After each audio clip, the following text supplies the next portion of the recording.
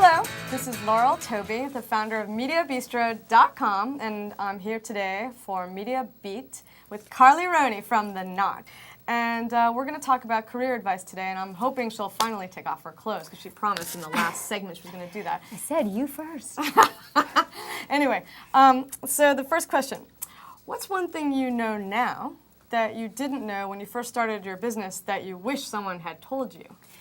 It's interesting. I think the thing that I've learned most along the way in the sort of 10 years we've been doing The Knot is that it's less about the product than it is about the people.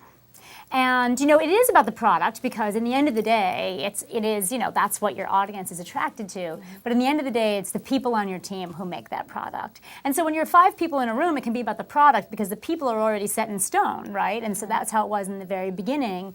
But over time, you learn it's about like choosing the right people around you so that they can keep, you know, growing the product. How many people do you have working for you now? We have about 550 people around, at this point, sort of around the world, which is a problem because we expand all the way into China, but we have, and all over the country. So how do you keep it real? I mean, you're so real, but how do you keep that same vibrant entrepreneurial energy at a company that is public and large, and that must be tough? I think the secret for us has always been to like let your staff in on as much as you can, like to keep the curtain open, I like that. To share as much as you can. I mean, it's a little bit harder when you're public. We had to sort of pull back, and it took us a year to figure out what we really couldn't start to say.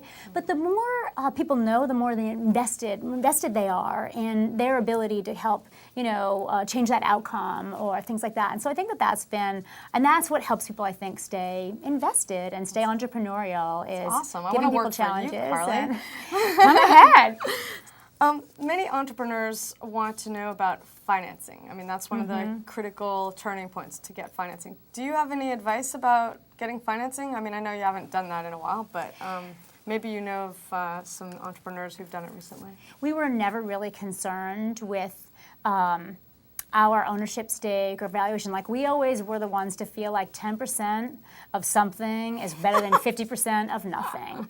And there were also 4 of us from the beginning, so we were always invested in getting the money we needed to grow the product. It wasn't about worrying about our exit for us or things like that. And I mean, it's a very different perspective, but it made you think differently about financing because it was like, is this the right partner, most importantly?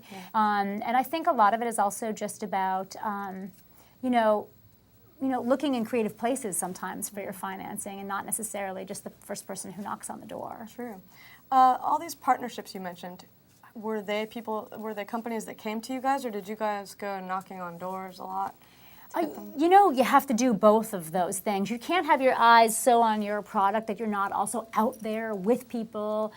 So some of them were fortuitous meetings, like always take the meeting. You never know, even if there's not a reason That's now. good there advice might be a right reason. there. Yeah. Always take the meeting. Always I like that. take the meeting. Make it breakfast so you can be out early. Yeah. You've heard it from a very passionate and inspired entrepreneur. Carly Roney will be appearing in our next segment talking about women in entrepreneurship. Thank you.